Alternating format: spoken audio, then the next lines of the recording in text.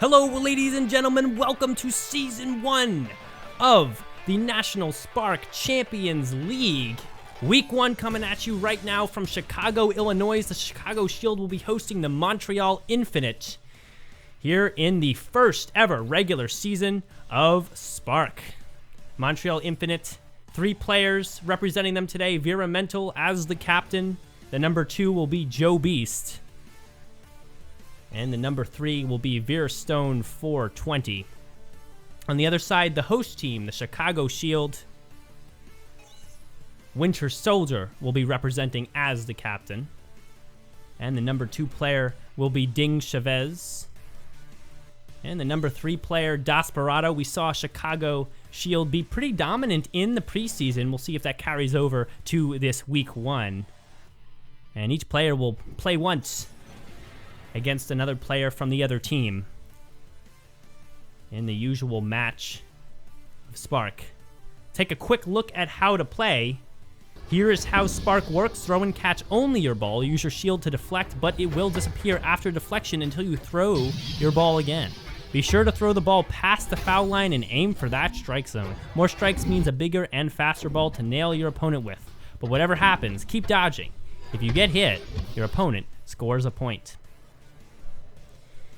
And the match rules coming up here. You see how it is. Best of 3 rounds. Round is first to 4 points. And official matches are best of 3 Sparc games. And each round win will lot your team a point. Most points on your team at the end will mean your team wins. If you, of course, have less points, you will go home disappointed. Veerstone 420 and Desperado will be the first 2 players to start things off here. Veerstone from the Montreal Infinite, Desperado from the Chicago Shield. And round 1 will get started here in the tank. They're in the center. They're shaking hands. And now's a great time to introduce my co-commentator, DJ Lefty. Hello, everybody. I'm looking forward to this one here with my teammates from Montreal going up against 3 very tough opponents from the Chicago Shield. Here we go. Now, you are a member of the Montreal Infinite team? That's right. There's A, B, and C level players. I am a C level player for the Montreal Infinite, and I have quite a few matches coming up later in the season. Now, ABC, is that how things are ordered here today with the 3 players? So yes, so the A level players would typically play other A's, B's can play A's, and C's can play B's, but so they try and match it up so everybody's sort of the same. Oh, there's a shot by Desperado. They try and match it up. Desperado will land a hit early. So everything's matched up evenly. All right, and would you say A's are the best, C's are the best, B's are the best? What is the hierarchy? A's are typically the captains. They're the best players, perceived to be the best players, we'll say. And then B's and C's follow after that. Well, Desperado already up to 2 points after that introduction of the hierarchy of Sparc teams. And he continues to impress here. Did well in the preseason and coming out strong here in the first round. But he's calmed down after those first couple points.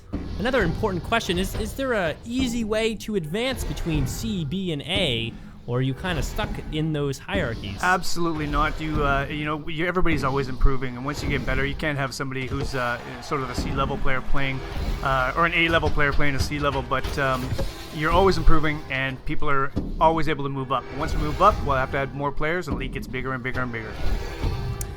All right, well, that's good to know. Players out there who want to get into Sparc, that is the kind of information you want to cherish. Another thing that's important to realize is that these guys that we're watching play here now, you can play these guys anytime. If you're a new player and you jump on the tank, you're guaranteed to find at least one of these players in there, and they'll teach you a lot. All right, that's good to know that the players that we see on the screen are also very active in the community for newer players. Veer Stone, a couple minutes ago, put his first point up on the board, showing that it's not going to be an easy match for Desperado to wipe him clean. But he's going to get hit once again as I say that, and it is 3-1 here in round 1. Only 1 point left for Desperado, and he can put an end to round 1 already. Now we're on his side, his vantage point. Do you have any things about the play styles of these 2 players you want to bring up? Well, one thing I've noticed with Firestone already is that he's leaning into points before they get there, and he's just a little situation where he's got some premature dodulation going on. I think that if he can focus on the ball and not get ahead of himself, he should be just fine. Well, he might have done a little bit of that right there, because he scores yet another point, and now it's a close match, 2-3. Veerstone has a chance to come back here if he can keep the focus up. He needs to be dodging in the right direction, anticipating the moves, and getting out of the way. And now let's take a closer look at how these players are doing. Veerstone here on the near side, not very move heavy as far as lateral motion is concerned, and his throws seem to be 1-2 bouncers at best, nothing too crazy. He goes a little crazy there, and he's gonna lose the round with that. Desperado comes with a nice straight shot to the side, and he wasn't able to dodge out of the way. In round 1, with a score of 4-2, we'll go to Desperado. More throws on the round, 79-65, and I would guess more accuracy percentage as well. Sure thing, and I think Firestone really helped Desperado out, leaning into 2 or 3 points. What he needs to do in this next round is, let Desperado get his own points. He doesn't need to help him like that. Exactly. You have to keep focused on what you're doing as far as throwing the ball and putting it through the strike zone, but if you forget to dodge, if you forget to be aware of your opponent's ball, that could be costly. And here we are in round 2, back to zeros. Chicago Shield with their first point on the board for their team. And things will heat up here. Take a look at the colored trails so you can get an idea of whose ball is who. Desperado has the lighter orange trailed ball, and Veerstone matching his uniform, that blue trailed ball. Be easy to tell apart so far today. Veerstone breaking the ice first here in round 2, landing the first hit, a nice straight shot. Desperado stood still through that one, didn't get out of the way at all. Yeah, you could have busted out a bucket of popcorn and just watched that one come in like he was watching a movie. Exactly. And it's a lot harder out there than it seems. You'd think, just get out of the way of it. How could you possibly get hit? But if you don't have a shield in your hand, the only thing you can do with a straight shot up the middle is get out of the way, and sometimes there's just no time to do that. Now, there's another hit from Desperado, now evening it at 1. He's certainly not going to let this round leave his hands quickly. And why don't you talk about the shields a little bit, because the shields can be a little confusing. How do you acquire a shield, and how do you lose it? Sure thing. So you start out with the shield in your hand, and you can use it to block your opponent's ball, but the second you block it, it disappears, and you have to throw your ball to get it back. Now, the longer you hold on to the shield, the worse it gets for you. There's a great curveball by Firestone. The longer you hold on to the shield, you get penalized for that. So if you hold on to it for too long, the other person gets a free strike as soon as you throw your ball. So you really don't want to hold on to that shield at all, and only use it when you definitely need to. Well, there you have it. That introduces more depth to the shield than I even knew about. You definitely don't want to hold on to it too long. All of a sudden, your opponent's ball will be way too fast. Desperado, another shot landed there. One bouncer off the wall, and it's even at 2. Desperado playing from behind today. Veerstone has gotten both of his hits, 1 and 2, before Desperado responded, but it still will be a close match. Both players not super lateral movement heavy so far. I can observe that, and they're more about blocking and throwing as hard as they can. Straight shot C from both of them.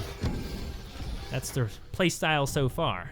There are some guys out there that use their shield offensively. They can block their opponent's ball, and when you block your opponent's ball, it comes back at them a lot faster than if you throw it. So your shield can certainly be a powerful weapon. Yeah, and remember, you can get hit by your own ball and an opponent's ball. You have to make sure to catch your ball, or you can also lose a point to the other side. And there you go, right there. Veerstone coming in with a nice curveball to the right side. Desperado now down 1 point, 3-2. That was Desperado helping Firestone out on that one. Leaned right into it, unfortunately. Yep, and now it is Firestone's match. 1 more point, and he can even things up at 1 here. Many matches to go, and even in this this match here, many rounds to go. But Firestone putting a point up on the board is going to keep it interesting and going to keep it close. You don't want to let things get away from you so early in the match. And there you go, the round win from Firestone. And he took my light advice and evened it up at 1 with the round points. Desperado more throws, Firestone more accurate throws, probably. There you go, 41-33. Yeah, he wins it with a straight shot right up the middle. Sometimes the simplest thing to do is the best thing.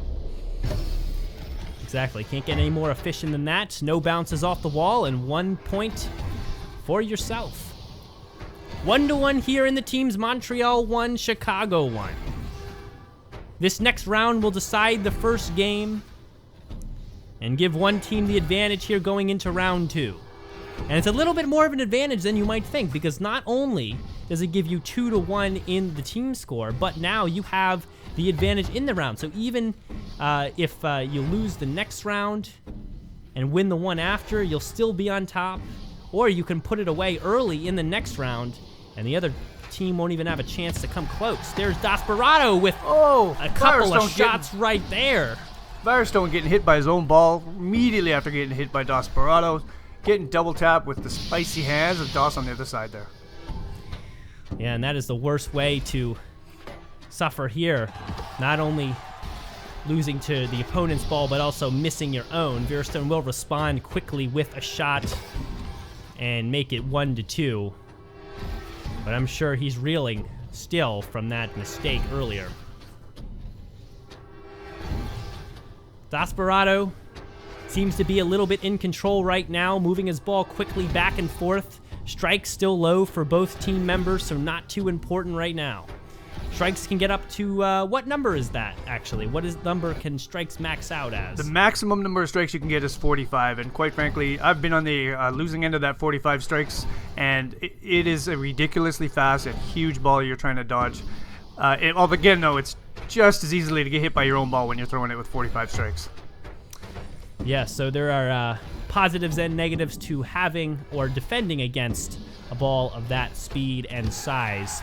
And Firestone will land another one and even it at 2, and you can see, even with the mistakes he's made early game in this round, he is not a player who's going to give up easily. And we've got ourselves a round once again, tied at 2, 2 more points for either player, and they'll take this round. Desperado here on the near side, throwing well. You can see a couple bounces there, missing the strike zone. Doesn't seem to be super accurate. You saw the percentages lower before. But he's still landing a lot of shots. He seems to not need those strikes to land very poignant hits. Honestly, depending on what kind of throws you make, ooh, Desperado getting the 3-2 advantage there. Depending on what type of throws you make, you could bounce it off 6 walls and miss the strike zone, but hit the guy, 5 times out of 10. Some guys are really accurate right down the middle. Other guys get creative with their shots.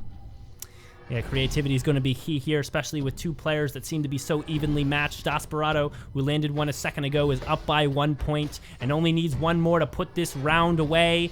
And this first game will be for Chicago if he can do so. He just kind of floats one up there, and that's not going to do any job. He's not able to get speed on that ball right now, and he's going to get hit on the side. 3-3, it's going to be Firestone roaring back here. Not out of it yet, but he needs to capitalize on this time and score yet another one if he wants to take the round. Strikes still low, points even at 3, 1 more for the round win. We're back on the side of Firestone here. You can see not too much dodging going on, more just blocking and throwing. Straight shot there that curves all the way to the right. Now back again, the same shot, curving right. And he's going with that curveball back to right, trying to catch Desperado on the left side. He hasn't been able to do it. Well, that's how he got his last point, and if it's not broken, don't fix it. Exactly, yeah, but he might want to change it up a little bit. He's been kind of going with the same throw. We see if at a different vantage point. He does bounce it off the left side there a couple times. A good double bouncer blocked by Desperado. And he'll resort again to that curving shot that goes right to left here on our screen right now. He's been back and forth between that, and there's a double bouncer to win the round, and Firestone comes from behind after losing 2 points within the space of 1 second to take round 3 And game one. Here we see Firestone getting that double tap, getting hit by Desperado's ball and then his own. This is something that it'll happen so fast if you lose your focus out there. And there you have it. Montreal up 2-1 over Chicago after game one here between Firestone and Desperado. 2 more games to decide the match between these two players. Grit 22 Performance Gym, everybody. Official athletic performance gym and center for the National Sparc Champions League. You can check out their Facebook or Instagram, Grit22, or their website, www.grit22pg.com. Whether the game is Sparc or any sport, contact Isaiah at the gym, and you can get your own personalized workout program to meet your specific athletic and performance goals.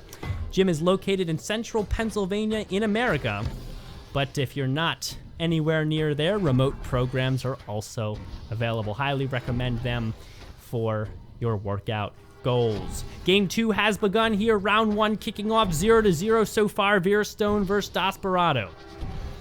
One thing I wanted to point out was the size difference between these two players. Desperado is about 5'10", 5'11". Firestone is 6'7".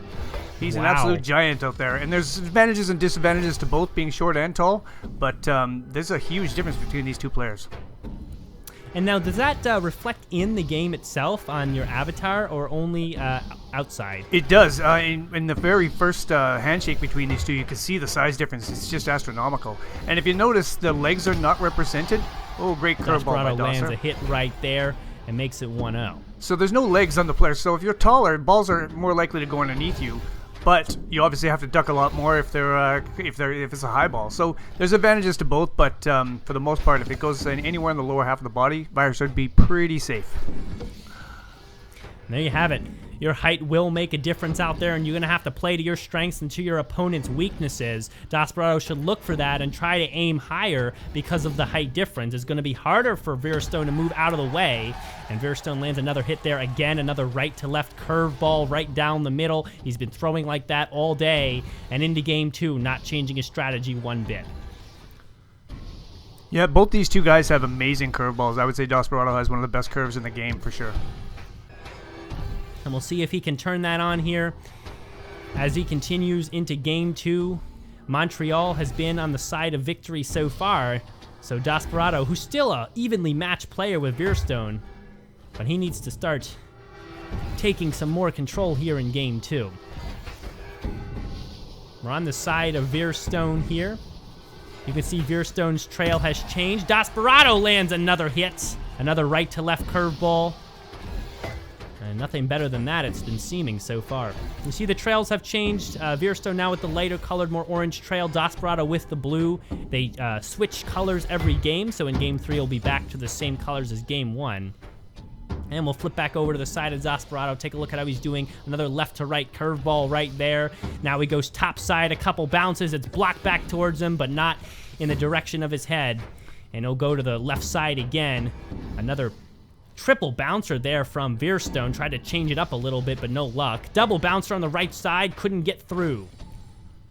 So one thing that not a lot of people realize in this game is, you notice how Desperado is trying to stay as in the middle of the strike zone as possible. If you go too far outside the strike zone to the right or to the left, your screen actually goes... a headshot right there. Hate to interrupt you, but looks like Virstone wanted you to be interrupted for a moment, and another hit will be landed. 2-2 is the score here in round 1. So if you lean too far to the right or the left, your screen actually goes black. You can't see a thing. So it's really, you want to get back to the center as quickly as possible because your balls are still coming, his ball's still coming, and if you're in the black, out of bounds, it's not a good thing. Desperado again responding with a point, now up 3-2 on the round, but Virstone again evening it up at 3. A nice straight shot, now going right to left. Changing it up a tiny bit, but the strategy still working. That nice curve right to the side of the body, mid-height. And it is even at 3.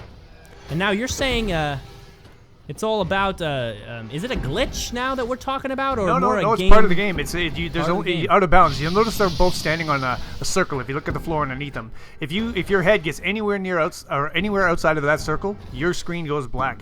You're out of bounds. And you got to get your head and be able to see. You got to get back as quickly as possible to be able to see what was going on. Well, that certainly changes the way we may view this game, realizing that players have to stay somewhat central to stay visually active. But yeah, I mean, you can go outside. You can go out of bounds. You can jump. You can duck down as low as you can. But you need to get back in that strike zone, or you're not going to be able to see a thing. All right, even at 3 here, strikes around 10, and Veerstone bouncing from the bottom with his own ball right to the head, ends the round right there. It is 4-3 Veerstone, and that will give another point to the Montreal Infinite. Veerstone again with less throws, and let's see the accuracy. Yes, less throws, more accuracy, and more efficient work, and it'll be 3-1 Montreal Infinite going into round 2 of Game 2. Really, the story of that game was just 2 grown men showing off their curves. That's what that was. Absolutely, and I'm sure they're not going to stop with that sort of curvature here into. And why would as they? We head towards the second half. No, why would they at all? Desperado gets things going here with the first point. This is the time to strike back. He needs to win both of these games if he wants to push it to a third game. Actually, Desperado took that first game. That was that last point was Desperado. It was a straight shot up the middle. He's leading this round 1-0. Yes, he is. But he lost game 1, so he needs to win these next 2 rounds if he's going to push it to a game 3. And that's going to be very important if he wants to put some more points up for Chicago. Veerstone now tied at 1.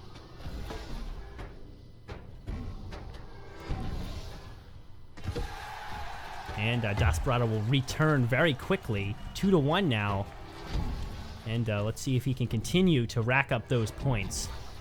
Veerstone on the far side, still going with that right to left curve from your side of the screen, and then seeming to be switching it up back and forth with a bouncer or 2 off the wall. He's been having that regular pattern right now, and maybe Desperado's starting to figure it out, because he now leads this round 2-1 already. We get that side angle view. It makes it hard to really see the depth. But you can see the size difference between these two guys now. There's a good 8-9 inches between these two. Yeah, definitely Veerstone towers over Desperado, but that's not making Desperado flinch at all. Now up 3-1 here in round 2 and close to closing it out. Desperado on the near side here, throwing the blue trailed ball. Goes to the top of the ceiling with a throw there. Now to the left side. Gets a strike, but not able to land. And he hits, and he throws it off the ground. 1 bouncer to the face. That's what he did to end last round, and that's how he's going to end this one. That will be a game 2 to Desperado, and it will go to game 3. More throws for Desperado on the round, but less accuracy. But the round still went in his favor, as well as the game. Well, Desperado taking it 2 rounds to 0 in that match. Game 3 is going to decide it all, I guess. Yep, Game 3 will decide it all, but let's take a second to recognize the NSCL official store. Check out the NSCL official website, powered by Squad Locker, and pick up your favorite NSCL team gear. Maybe you want to get yourself a DJ Lefty t-shirt. Who knows? Oh, I would highly recommend it. And you can see them shaking hands for Game 3, how different the sizes are between the 2 players. And with a little bit of break for these 2 players, they are back at it here in Game 3, 0-0 here in round 1. The trails have switched back. You see Desperado now with the red-orangey colored ball, and Veerstone with the blue, and that blue ball will explode right in Desperado's center. That's right, Dos was trying to get out of the way of that, but just couldn't get low enough in time. Anyways, looked like he was trying to grab his ball and just didn't have time to do all those actions at once. Desperado messing up his throw there, but now get back on top of it. We head now to Veerstone's side to take a look at how he's doing early round. He'll get hit in the left shoulder right there, and that might be due to the height and the size of him. 1-1 here. It looked like he might have dodged that, but it just caught him on the left side. Yeah, Desperado switching it up and going off the ceiling for that one. The curveball works from the sidewalls, from the ceiling, from the floor, and he's a master at it. Yeah, being able to put the spin on the ball is what's going to keep the other player on their toes and confused.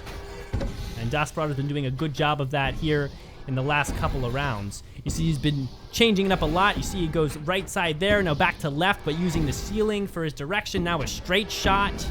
Now back to the right side, one bouncer. Now one bouncer off the bottom. And it's hard to keep track of all the directions he's using right now. His unpredictability has certainly skyrocketed since the first game. Great block by Desperado. Oh, yes, indeed. The blocking is extremely... Talk about the blocking a little bit for us while we're early in this round. How important is that compared to throwing, and how difficult is it out there to actually be a blocker? Desperado will land another hit and be up 2-1. I got caught a little flat-footed there. Blocking is huge in this game. A lot of the... Oh, great fading curveball by Firestone there. A lot of people will tell you that dodging would be the first thing, that the most important thing. Being able to not get hit is huge. Then throwing and then blocking. Blocking is really something that the more seasoned players do as a last resort. A lot of new players will hold onto their shield and use it to block every ball, which not only makes for a boring game, but you never win a game that way when the ball has to come back fast enough. You have to get the ball over to the opponent as quickly as you can. Ideally, you'd have your ball arrive at them at the exact same time as their ball. That would be a perfect shot.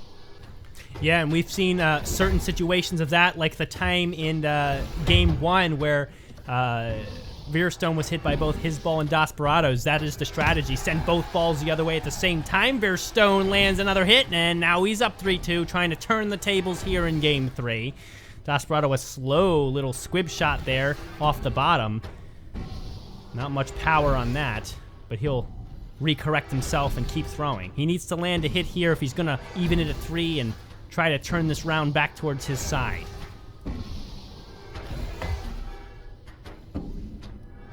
Firestone seems to be in control right now. You can see his movements seem to be pretty smooth. He's been going with 2 bouncers off the walls. Last 3 shots have been like that. What will he do next? He'll block the ball there. Now another 2 bouncer will be deflected right back at him, but he gets out of the way of it in time.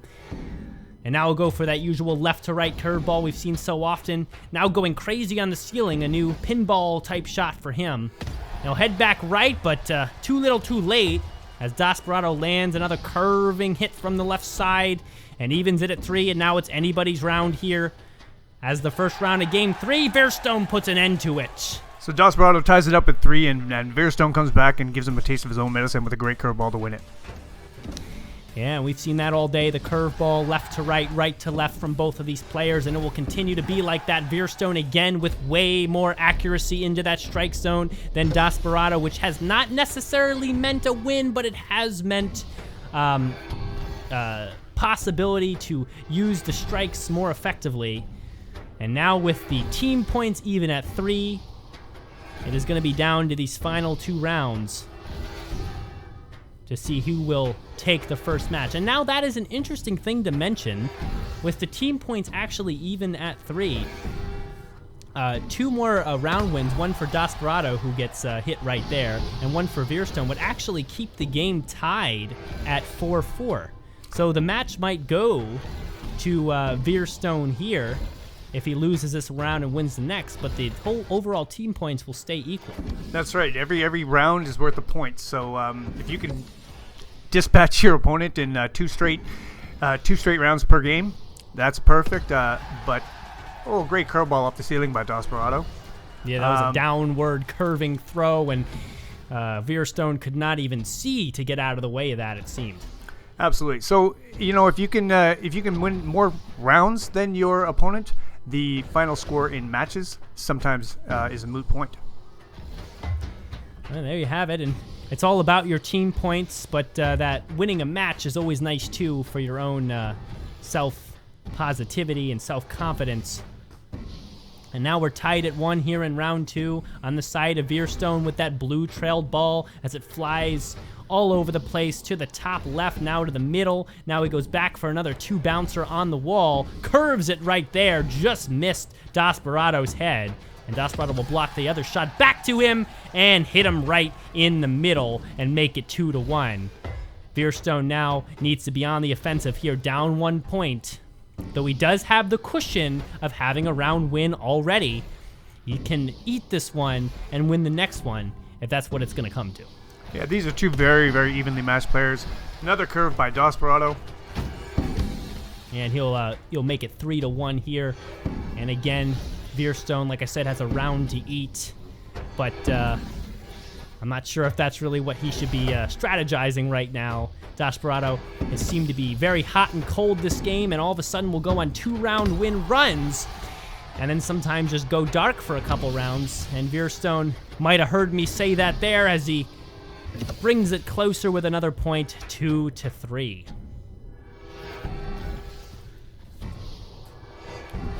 We're on the side of Desperado here. He's in the red with the lighter fire trailed ball. And he'll take the round win as that, 4-2. And we'll have to head to a third round here in Game 3 to decide who will take the first match.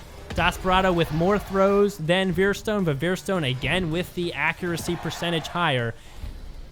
And honestly, even though he's had accuracy higher every game, his ability to land points on Desperado has not been any better than Desperado's ability to do the same. Desperado starting this third round off with a point, and that's a very positive way to start. He turns it around, and he gets another one within the same couple of seconds, and he's up 2-0 here in round 3 of the third game. Back-to-back hits by Desperado. That's going to be hard to come back. That really rattles you. That's going to be hard to come back from for Veerstone. And Veerstone's in the presser position right now, down 2, with the game on the line and the match on the line, depending on who can take the win in this game, in this round right here. Desperado on the near side here with that red trailed ball, throwing well, unpredictable. You saw him go top side there. He goes top left there again. Now he goes to the bottom, tries to move that eye level around on Veerstone. He curves it upward, right to left. And he makes it 3-0. And honestly, with the exception of a huge comeback right here, it's hard to see how Veerstone is going to pull this one out. That was a heat-sinking missile that literally chased him right into the corner. There was nowhere for him to go. Yeah, really forcing shot right there. Veerstone responds with a nice curveball to the side there, making it 3-1. But is it enough? Well, now he gets another one within a couple seconds. And Veerstone does exactly what Desperado did a minute ago. It is now 3-2, and the game might be in Veerstone's favor now. He has the momentum, but does he have the skill to land 2 more shots? Desperado still with the advantage, up 3-2. He's going to have to collect himself and come back strong here for the final point. Goes to the bottom side there with his throw. No luck. Now a curveball just a bit too low. Bounces it at the head, but Veerstone's out of the way. Now 2 bouncers there. No luck. And he hits it off the left side, and that will be the round winner. He kept that eye level shifting. He kept the directions changed. And it looks like Desperado will run away with this one. More throws on the match, but less accuracy overall. Did not matter. He had the points to win the day at the right times, and Desperado winning 2 games to take this match. Yeah, when you fall behind 3 points that early in the match, it's really difficult to come back from. And there you see it, 5-3 lead for Chicago over the good guys. You would call them the good guys. And that is correct. Joe Beast taking a look at our lineup for the next match, Joe Beast and Ding Chavez. Ding Chavez from the Chicago Shield, Joe Beast from the Montreal Infinite, as you see them pictured here. And we will head towards match 2 right after this.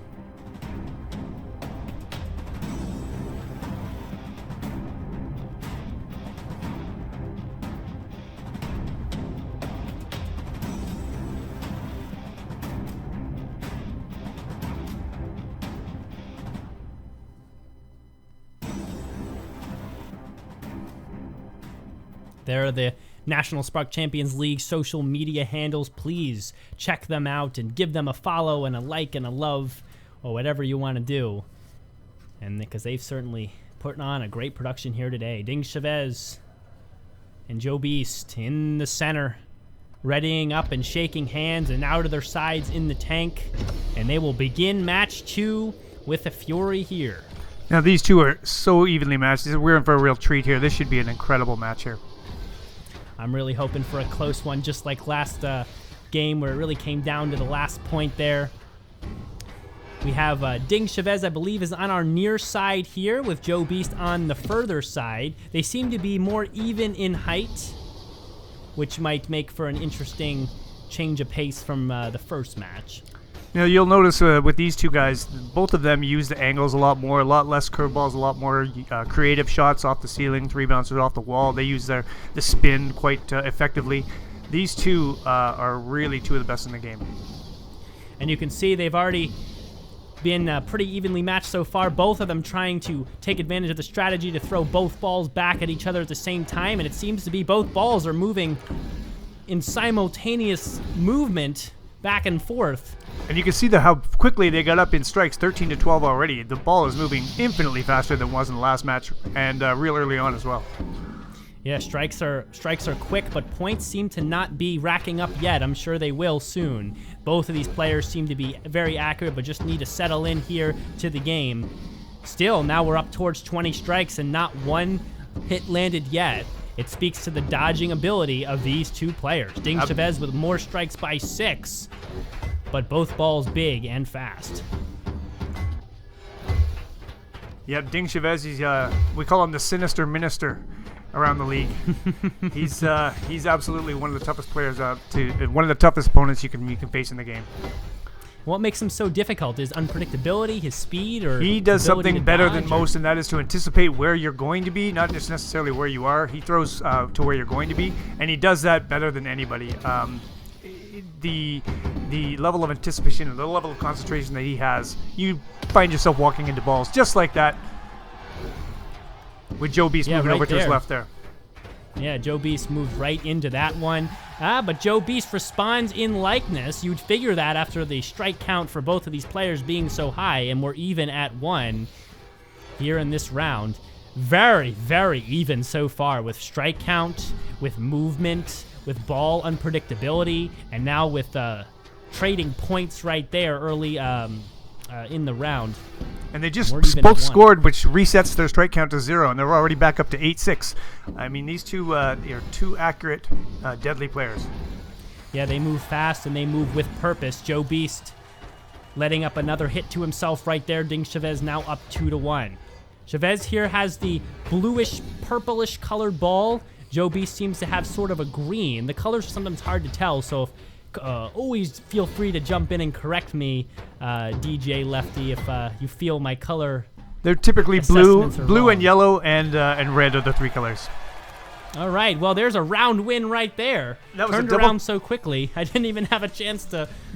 That was a double tap. So Joe Beast reached for his own ball, got hit by that, and got hit by Ding's at the same time. You know, I think Ding's character is based on a American sniper or something, and one of the things the Marines say is one in the chest and one in the head, that's when you know they're dead, and he definitely did that there. Well, absolutely. That's a brutal but accurate way to put it. And if you looked at the round accuracy on for each of these two players, they were both very close to 50, which really shows how much different these players are from the previous two in the matchup. They were very quick and accurate with their throws, strike count very high, and they're not going to be easy players to get past. Absolutely. Just to put that in perspective, my average accuracy is usually around 30-33%, so these guys being around 50 is incredible. Yeah, Joe Beast landing a point right there, making it 1-0, trying to come back with a fury, as Ding Chavez was able to grab the first round and put another point up for the Chicago Shield, who now double the Montreal Infinites points, leading 6-3. We're on the side of Joe Beast here. Let's kind of take a closer look at how he's throwing. He throws to the top there, lets up another hit. That's not very good. He didn't have a good chance getting out of the way of that one. Seemed to curve right across laterally. And that's Ding Chavez anticipating where he was going to be and guessing correctly. Yeah. Joe Beast just narrowly missing one there, throwing it back across one bounce straight shot, and he almost ran into the ball again there. But Ding Chavez has not been able to land the hit, been a couple pixels off, you could say. Indeed. You can see Joe on the far side moving back and forth so quickly, left and right, all over the place. While on the over here, Chavez seems to be a little bit more composed, or at least has to move around less with the change in accuracy. It is 1-1 here in the round 2. And Ding Chavez changes the score as I say that and makes it 2-1. A nice shot there to the higher side. Joe Beast tying it up now. Couple of bounces off the wall, more of a pinball throw, and we are even at 2. That was a perfectly accurate shot by Joe Beast there. 2 bounces, or 3 bounces right to the head. Fantastic. Now, what would you say about certain throws like that? I mean, is pinball a strategy? I mean, I call it that when I see more than 3, 4, upwards of 5 bounces off the wall, almost like a pinball machine. Absolutely. Is that the strategy? Is that just a last resort? Can you time a 5 bouncer to the head? Absolutely. You know, everybody has a couple of throws that they know are going to be accurate, and they're going to be strikes every single time. Some of them can be a 5 bouncer, some are straight up the middle. And that's the thing. Some players have different strategies. Some players throw balls right up the middle and get their strikes that way. And other players will go a 1 bouncer and get their strikes that way. And some people will do 3, 4, and 5. Everybody has a couple. See, there's one perfect example by Ding Chavez. So everybody's got a few throws they rely on, and usually they've got a couple that include at least two or 3 bounces. That's good to know. We'll definitely look out for that. Remember, when it seems to be pinball, it's not necessarily just a random shot. It's calculated and planned and focused. Yeah, at this level, there's nobody point. just throwing the ball for no reason. Everybody's throwing with purpose, and they know almost every time they know where that ball's going to go. Sometimes it gets away from you, but for the most part, these guys know where they're going to throw it. Yeah, and it seems the balls have been in sync here as they run back and forth together right now, as both players are trying to block and throw all at the same time, moving the balls back and forth. And another hit land there by Joe Beast, turns it around into a 4th point. 2 shots within a couple seconds, and that will end the round, and we've seen that multiple times today. The ability to land a hit, capitalize on the moment, and land another one right to the body. You see a side shot there, followed by a low shot off the ground, using the ceiling and the ground to change the eye level. And Joe Beast will run away with another point. It'll be 6-4, Chicago Shield over the Montreal Infinite. You know, Joe anticipating where, oh no, he's getting hits on the very first throw of the match. Around with another point. Very first Look at throw. that, Ding Chavez. Not very happy about that round loss, already striking with blood here in the first round. You don't want to make the Sinister Minister angry, that's for sure. Yeah, and Ding Chavez is obviously angry right now. You can see it in the way he's throwing very fast. Couple of bounces, not messing around here. There's a curveball there. Another curve right across the middle, gets a strike and almost hit Joe Beast, and he's been going with that right curve and that 1 bouncer off the right for the last bunch of shots. Another right to left curve, again following it up in likeness. Now a couple bounces to throw him off guard, can't get him. Uses the ground, now a left to right to left again, and it's just been a barrage of throws here from Ding Chavez at the beginning of this round, but not good enough. Joe Beast will turn it around and even it at 1.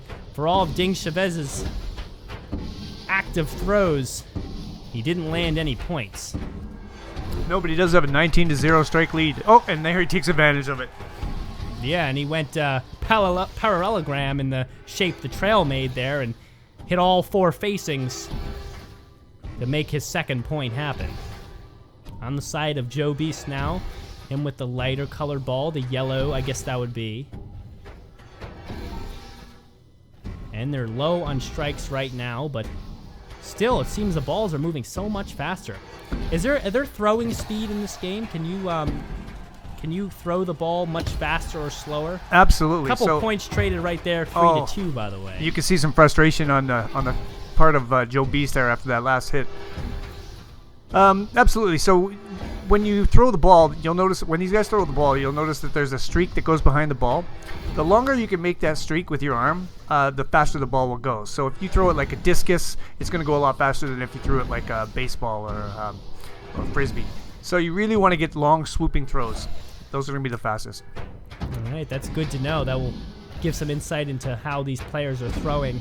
Maybe some of that sidearm swooping motion makes a little bit more sense now. 3-2 Ding Chavez with the chance to take the round here if he can grab 1 more point. He's throwing ferociously on this side. He went to the top there, missed out in a strike, and now the accuracy seems to decrease. He'll go with a curving upward ball. Now all 4 facings get struck as it's blocked back toward him.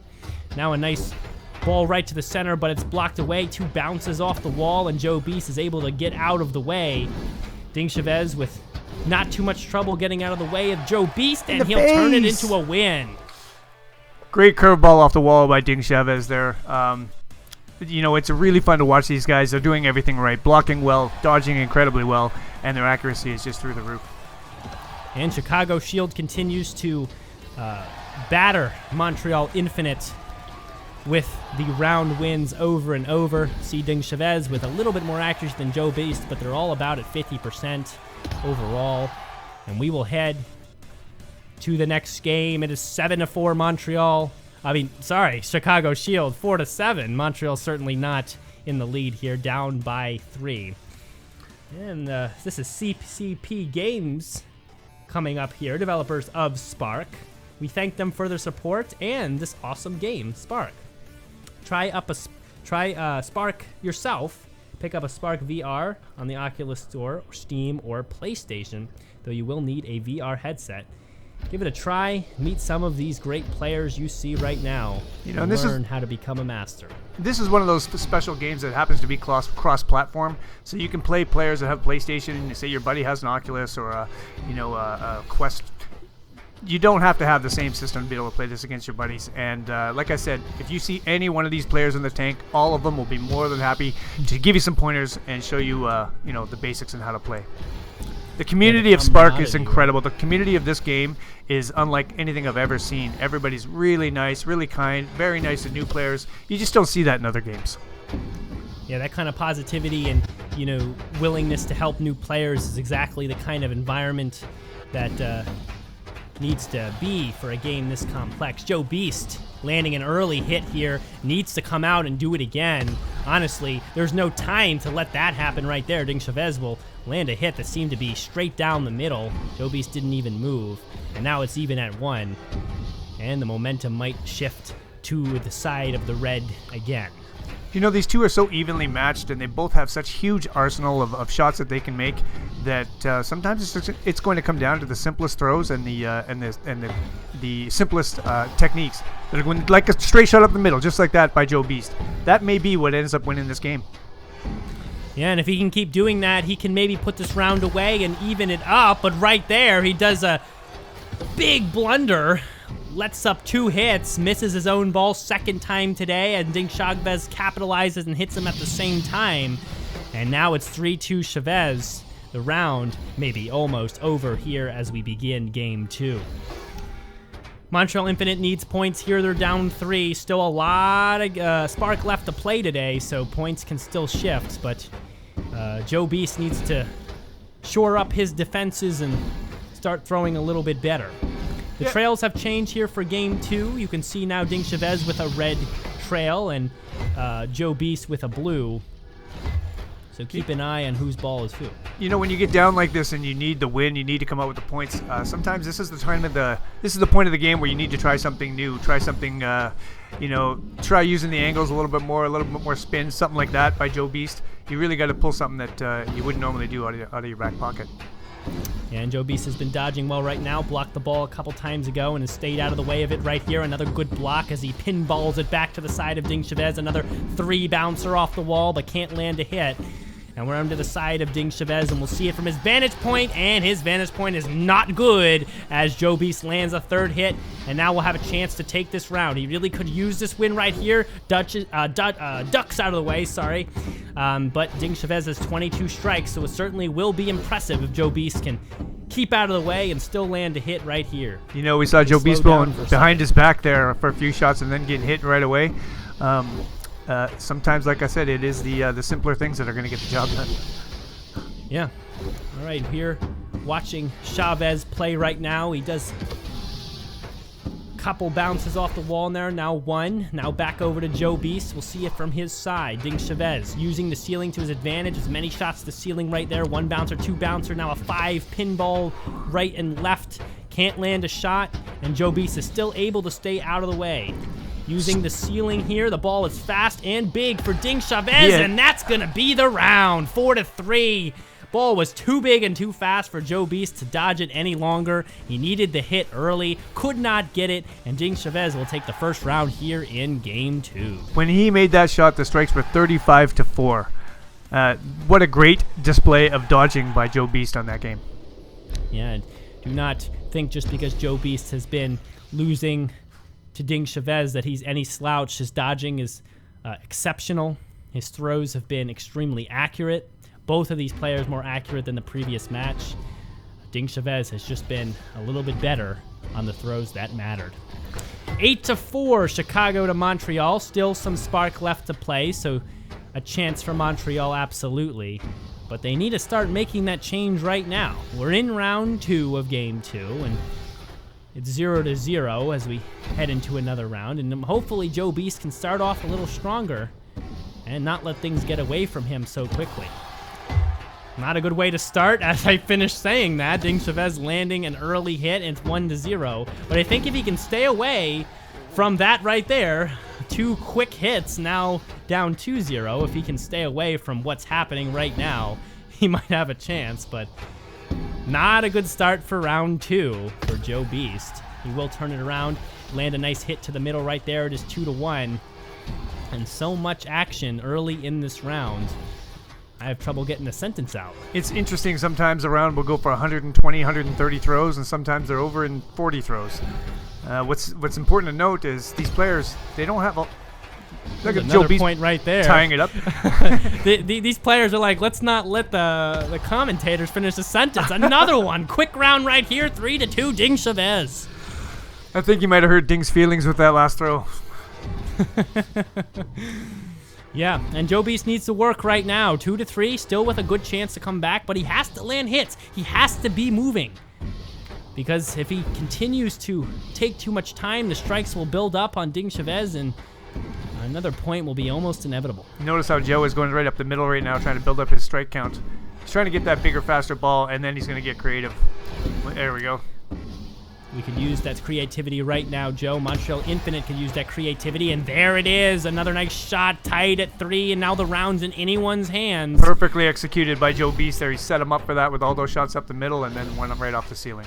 Well done. Strikes are close enough that it looks like it will be somewhat of an even last point between these two, but Joe Beast needs to not do that right there. Again, walking right into the throw from Ding Chavez, and the round will end, and so will game 2. 9-4, Chicago Shield.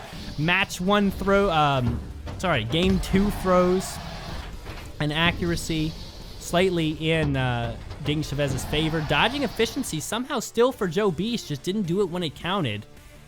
And Ding Chavez will walk away with match 2's victory, as he won both game 1 and 2. 9-4, Chicago over Montreal. Absolutely dominant performance by Ding Chavez there. But it's not over yet. Viramental from the Montreal Infinite still can turn things around if he is dominant against Winter Soldier from the Chicago Shield. There are possibility for a comeback here, but he'd have to be extremely dominant here.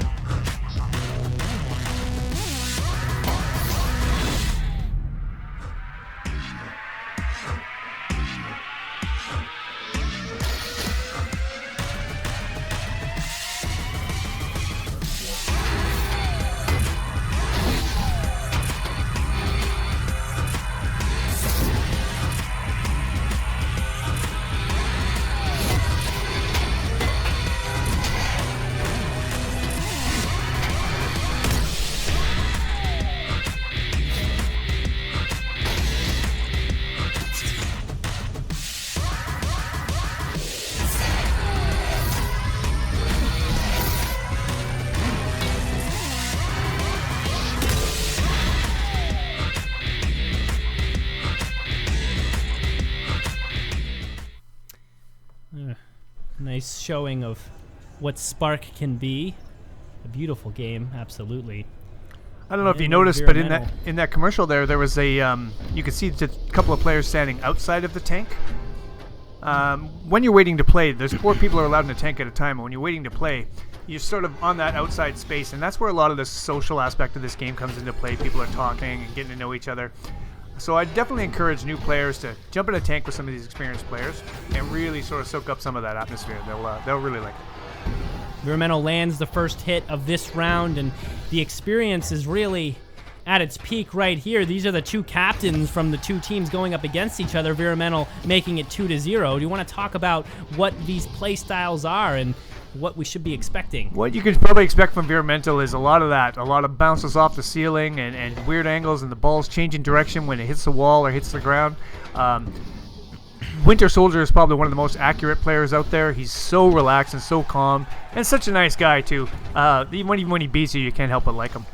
But yeah, definitely different Winter playing Soldier. styles. But both very, very accurate. These are two heavyweights in the game. I'd say to the top 2, 3, 4, 5 players in the game. Absolutely, and this should be an exciting match. Now 2-1. I will throw some stats at you guys while we're early in this round. Winter Soldier from the preseason has a win and 0 losses. He went into 3 games versus Kid Monkey. His accuracy in the preseason was 59%, and his throws was 585 against Kid Monkey from Sydney in the preseason. On the other hand, Viramental with 0 wins and 1 loss in the preseason against Reaper, who is also an exceptional player. Viramental lands a shot there, and it's 3-1 here in round 1 in game 1 of match 3. And the points continue to count up as Winter Soldier returns another point. It's 2-3. But the real question is, does Montreal have a chance to win this day? They may not. With 2 round wins from Viramental in the first and the second game, they'll still be a point short. So the round wins will still be nice. It's a league-wide collective effort. We'll call it that. Yeah. A running total for the year.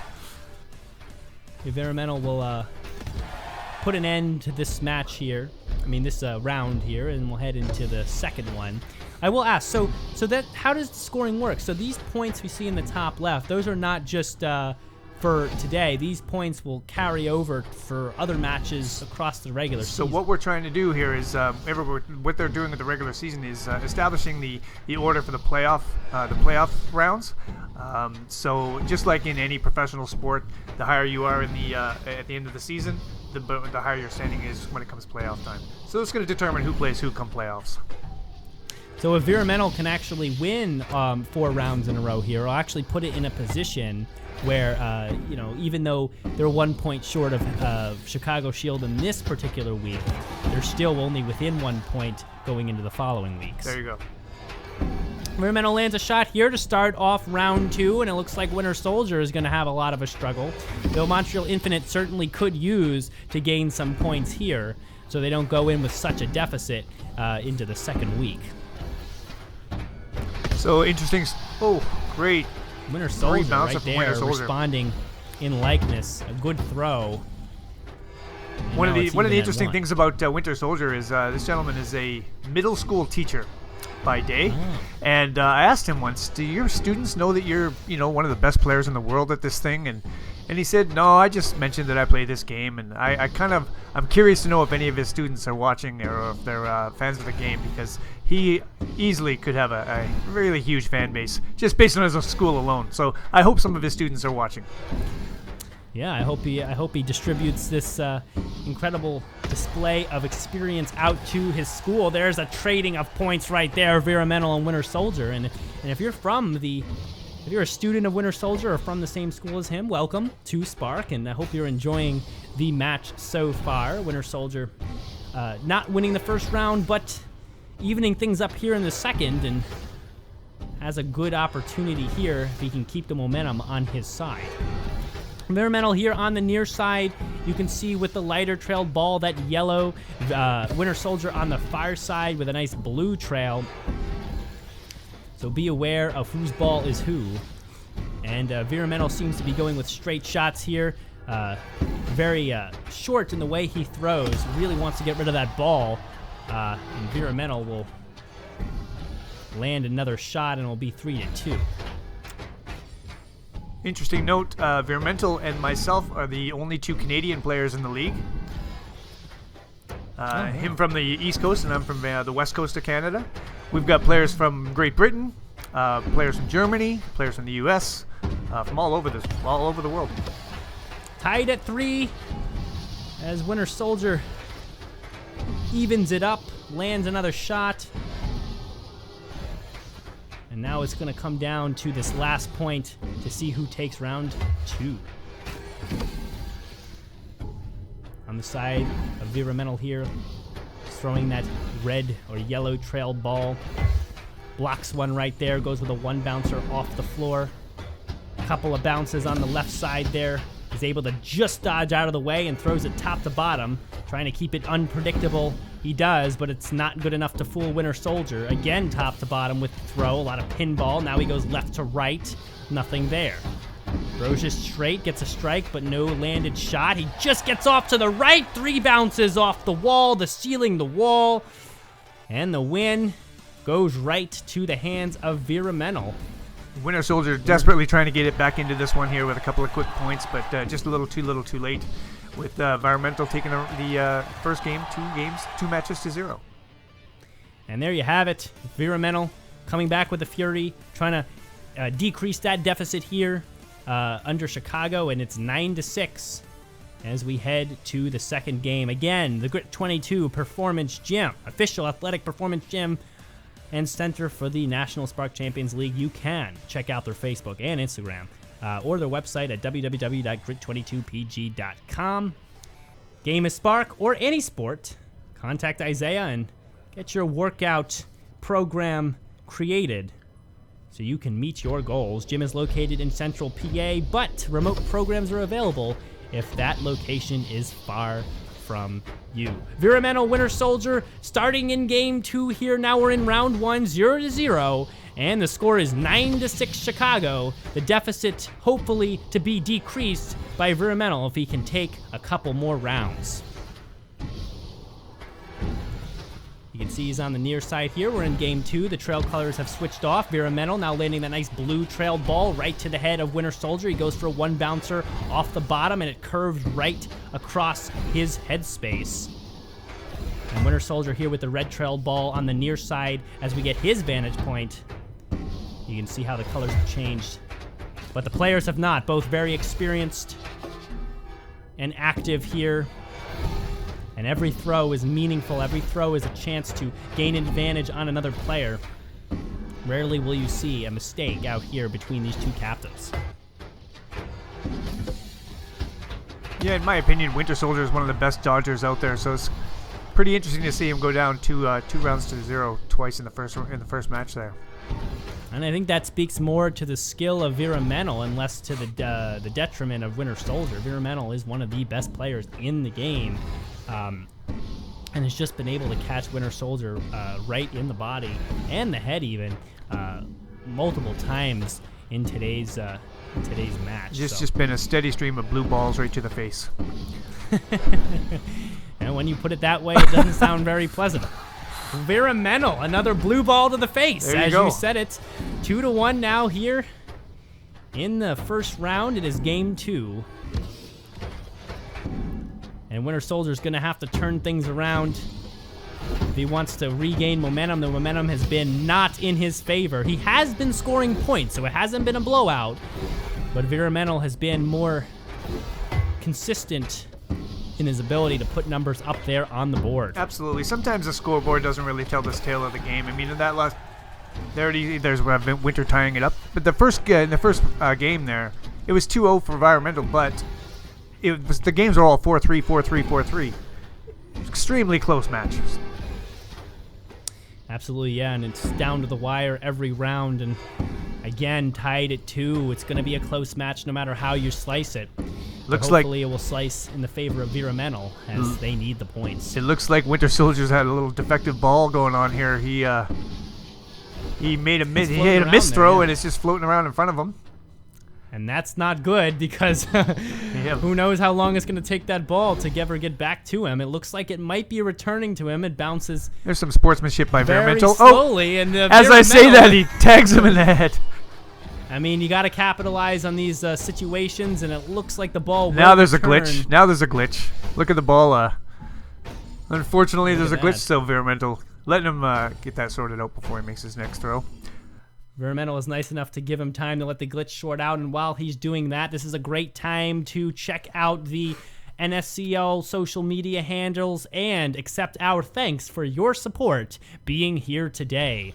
Environmental 3-2 with a chance to win the 3rd round in a row against Winter Soldier, which is pretty impressive, and there you go. Just as they get back into it, 2 throws and a nice curveball left to right. And the round will end game 2, round 1, right into the hands of Environmental. Another point, it's only 9-7. One more round win, and Environmental will bring the Montreal Infinite within 1.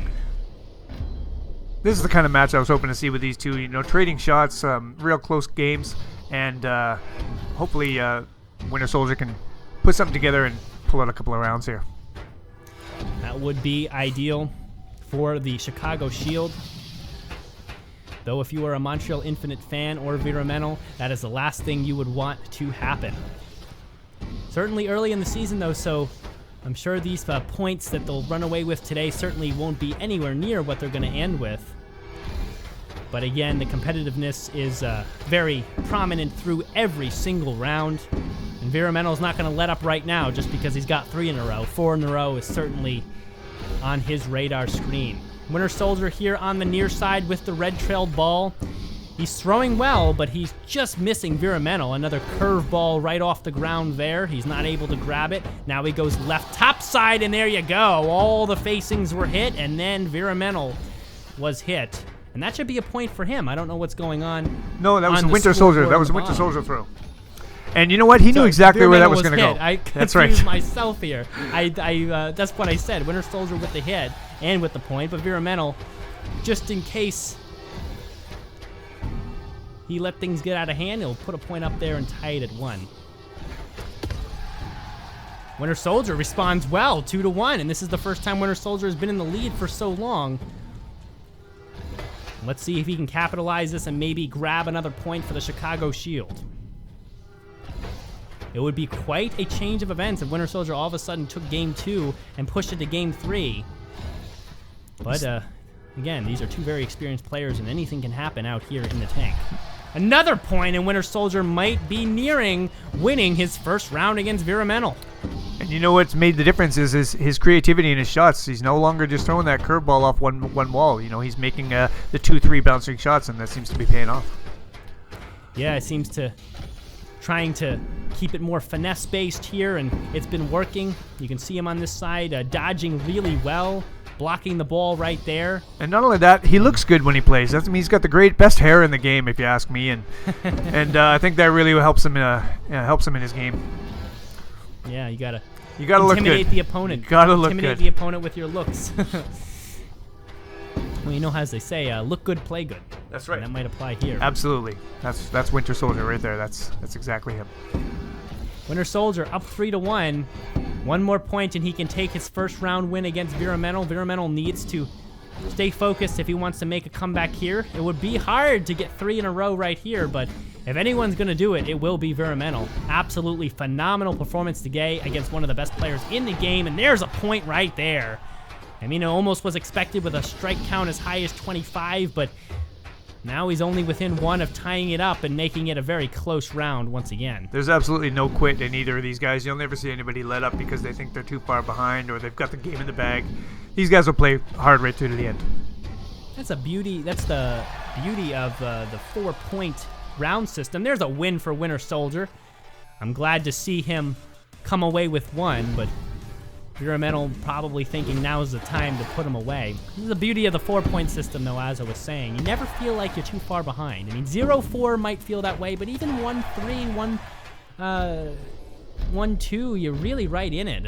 Absolutely. As long as you can get 1 point on the board. And my motto when I play is if I'm down 3 points or 2 points, is just don't get hit. Just keep throwing the ball, but don't get hit.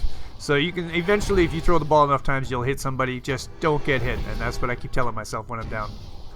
Yeah, and you got to stay on the defensive sometimes when you're not in the advantage, and we've seen that from some of the competitors today, and that is a good strategy to follow. The key is not to get hit. If you never get hit, you'll never lose. That's that exactly is right. True. Whether you land a point or not. And that comes into play in the game. You'll notice that sometimes they're throwing the ball and sometimes they're punching the ball, or what we call a slap shot. And the slap shot gets back. It is a return shot that's a lot faster than a throw. So for new players out there, really that's a skill that you want to get down real early, is the slap shot. Not having to catch and throw your ball. We see one right there. Viramental slap shot, one bouncer off the right side, up 1-0 over Winter Soldier. And that is something interesting that I did not know about. I noticed how they seem to sometimes hit the ball like a volleyball and sometimes then catch and throw. And I didn't know if that was just the physics of the game or what, but Winter Soldier responds with a couple bouncer right to the side, right top shoulder. And it will even it at 1, but not for long, as Viramental now puts it up 2-1. He is certainly out for blood today in this round and wants to put an end to it in game 2. On the side of Winter Soldier here. One thing you'll see with Viramental is he uses the angle so well that when his ball will hit a wall, it usually changes direction because of the spin that he puts on it. So look for that as he throws the ball down, it hits the floor and immediately changes direction, or hits a wall and goes a different way. And you'll see that a lot with Viramental's throws. And that's something I've certainly noticed a lot in general. Sparc is, with the balls, you can really put spin on them that actually does affect how they're going to be moved. A flat throw is going to be a lot different from a curving shot or a spinning shot. Like right there, Winter Soldier spins it and it's going to curve right to left, or you can just throw it straight down. There are differences you can make with the spin. Couple that with throwing it off the walls, hitting all these facings, and you got a wild throw if you put spin on it than if you do not. Absolutely. The physics that they've involved in this game are so well done that the ball, it reacts exactly like you'd expect it to react in real life, but there's nothing in real life that's quite like this.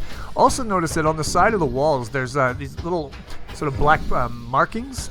These are markings to be used. Oh, great triple bouncer by even at 2 now, Viramental Winter Soldier, and the round's anyone's game. So these markers on the side of the wall and the lines on the ground, you can use these much like when you're playing pool or billiards. They've got the little diamonds on the side of the billiard table. You can use those markings on the ceiling, on the floor, and on the walls in the same way. So if you need to... Viramental... Sorry. Go ahead. Cut into you. The first time I've really done that today.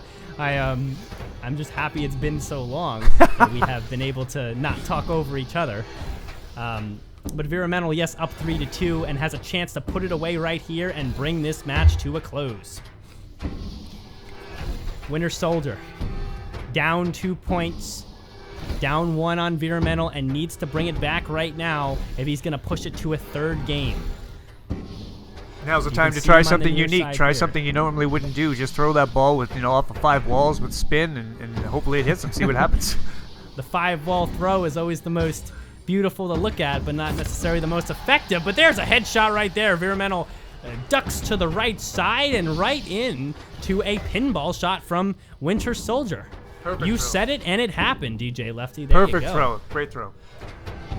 Now Winter Soldier has a chance to actually take this round, tied at 3. You can see that you are never out of it here in Sparc. You'll also notice that one thing that you can do when you're down on strikes is if you got your shield in hand, you can block your opponent from getting strikes just simply by blocking their ball. So if you're down, like he's down 12-4 right now, he could hold on to that shield and block or prevent Viramental from getting strikes of his own.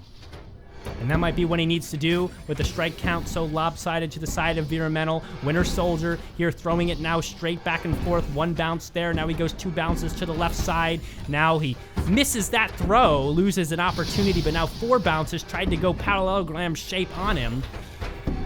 And now he's going with that same strategy with 4 bounces. Again, curveball right to the center. Nothing. Dodges out of the way. Tried to throw it, missed completely there. And Viramental seems to be able to easily stay out of the way. He'll go with a couple bounces there right to left, and he'll go right off the ground. And there's the round win. Winter Soldier not out of energy yet. That will push it to a 3rd game. Absolutely no quit in Winter Soldier there. Like I said, he just made sure that he didn't get hit. That was some of the best dodging I've seen. He didn't get hit, and he kept throwing that ball, and he got unique with his throws, and that's what made the difference there. 11-7, Chicago over Montreal. Montreal can still narrow that deficit if they can get a couple round wins here. Don't forget, check out the National Sparc Champions League official store powered by Squad Locker. You can get all your favorite National Sparc Champions League team gear and even get your replica team jerseys and put your own name on them if you want to feel like you are in the shoes of Viramental. They're in the center. They're readying up. This is the final game, no matter what. It's really going to be about points. Will Chicago Shield extend that deficit past a deficit of 4, which is what Montreal faces, 7-11, or will Montreal narrow it and go in pretty close between the two teams into Week 2? Honestly, Viramental, if you looked at the stats from the previous match, the accuracy was down 15% about, under that of Winter Soldier, which was probably what got in his way, but still very, very good accuracy, upwards of 50 for both of them, even over 50 for Winter Soldier. And that's going to be the energy they need to keep up here going into Game 3 if they're going to emerge victorious. And energy's that's a real good point. I mean, these players, if you look at it, they only have seconds in between rounds in this game. They're throwing the ball 50, 60, 100 times, and they only have a few seconds to rest in between rounds. Best of 3 rounds. And these guys are playing best of 3 rounds and then best of 3 games on top of that. So this is where everybody wanted to be in the third round, or sort of the third game of this match. And they got to be getting tired. Yeah, there needs to be, or in my opinion, there needs to be a lot of respect and recognition given to these players out there. It takes a ton of energy in the human world to put this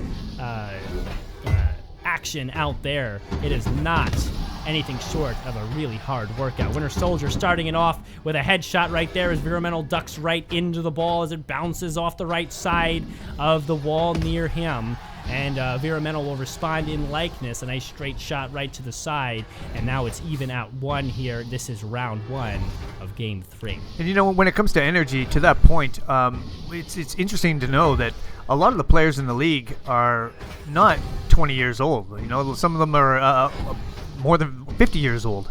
So anybody can play this game, any age, any fitness level. Some guys are, you know, super fit and some not so much. Even though we have a couple women in the game, but when it comes down to it, anybody can play this game. It doesn't matter how old you are, how young you are, what your fitness level is. It's a fun game to play. Yeah, age, gender does not matter. You can be a player in Sparc, and you put enough work in, you can be one of the best, and maybe even go up against Viramental and score yourself a victory. 1-1 here, as it remains in round 1. Viramental now with the blue trail ball, I believe. Now the red trail ball, sorry. That was used to have the blue, now back to the red as we head to Game 3. And you see him land a shot right there against Winter Soldier. The red explosion gives him his 2nd point. And because of that, Winter Soldier will be the one with the blue trail ball. Glad to sort that out for you. And Winter Soldier with a blue explosion will get another point on Viramental. And now we're even at 2. And it's funny, you know, you can jump in a tank and see these two players going against each other any day of the week, and the level of play that you see is no different when they're playing for fun than when they're playing in the league. It's a really fun sport to watch, especially when you're watching it at a level like this high. Absolutely. And you can see they're giving each of them giving each opposing player a run for their money as they seem to go shot for shot here in Game 3. The competitive spirit is absolutely evident right now. Strike for strike, shot for shot. It is not over for any of these players yet. It won't be over until the last point is scored and scored in the last round comes to an end. You know, it's funny. They do take it seriously. They're very competitive. I know that I talked to Winter Soldier last week, and he had said he had spent the afternoon watching matches, old matches from one of his opponents, to learn his moves and learn his tells and get better that way because he was having trouble beating him. These guys take this very seriously, and they have a lot of fun doing it. Yeah, there's a lot of outside the tank studying that goes into getting after your opponent. They trade shots there within the same millisecond. 3-3. It is tied. It is anybody's round. Wow, that is synchronized, to say the least. And now Viramental on the far side, if he wants to put up any more good points for the Infinite, he needs to do it right now. This is the last opportunity in the last game here, Game 3. And there you go. He does it as I say it. 4-3. Viramental will take the win on this round, and it will be 11-8. The deficit decreased as the points for Viramental increase. over 100 shots for Winter Soldier there, and 99 for Environmental. This was a long game. It's grueling, and a lot of different things happen there with that double knockout shot there. Let's see what happens in round 2. And this will be possibly the last round of the game. If Winter Soldier can pull this one out, it will be the second to last round, absolutely. We'll head into it 0-0. Environmental on the far side with his red trailed ball, and Winter Soldier here on the near side. You can see that red explosion right in the face of Winter Soldier is a point for Environmental, and it's 1-0 already here in round 2, game 3. Environmental tries to close it out here and bring one more point for the Montreal Infinite. Winter Soldier just got caught reaching for his ball there. When I started playing, one of the players I played was Watcher. Watcher is one of the, if not the best player in the world, and the advice he gave me, the very first piece of advice he gives anybody, is never reach for your ball. If you reach for your ball, it takes your eyes off the other guy's ball and you're gonna get hit. So always throw with purpose and never reach for your own ball. And a purposeful throw there as Environmental scores another point. Great advice, definitely. Make sure you're aware of where the other person's ball is. Environmental right there might have done exactly what you said not to. Went for his ball, ducked down, got hit in the head. As Winter Soldier lands his first point of the round, it is 2-1. And we flip back over to the vantage point of Winter Soldier, throwing that blue trailed ball. Vire certainly dropped the plot there. I'm a little disappointed in him losing his focus there. That doesn't happen too often. But there he goes, taking a 3-1 lead. Yeah, and he's turning it around well. His mistake there matters not, as he is now up 3-1 and within 1 point of putting an end to the match, the game, and the round right here, giving one more point to the Montreal Infinite, and a pretty close score it would end at. Heading out of week 1, 2 very evenly matched teams, to say the least. And 3-1. With the 4 teams in the league, it's important to note that all 4 teams are very evenly matched. And when you look at the players at every level, there isn't one team that really stands out as a dominant team. They're extremely evenly matched. That's a good thing. And Winter Soldier, another good thing, as he lands 2 shots within a couple seconds, and now it's even at 3. Now the stakes are really high here. Will this be the last round? Will Environmental grab the point, or will Winter Soldier again add to the lead of the Chicago Shield? Environmental here on the near side needs to throw well. He goes one bouncer off the wall. There's nothing there. Now goes with a curveball. It's a high ball just above the head. Not going to land anything there. Now he slaps it back. Curves a little bit to the right and right into the side of Winter Soldier, and that will end the round and the game and the match. Environmental comes away with one more point. It almost seemed like Environmental had just said, I'd had enough, and wanted to put an end to this real quick after those 2 hits, back-to-back hits. Great performance by both gentlemen. A very ferocious slap shot to end that round, and the game will end with Environmental taking this match and the Chicago Shield only being up 2 points, 11-9, ending week 1 here in the regular season. What a game that was. 2 extremely evenly matched teams, and I'd be excited to see them go up against each other any day of the week. Chicago Shield again, 11-9 over the Montreal Infinite, and that will do it for this week of the National Sparc Champions League. Thanks for joining us, everybody. You can just end it there because it's like the outro thing. Right. All right, man. That was good. I actually think we did a really good job.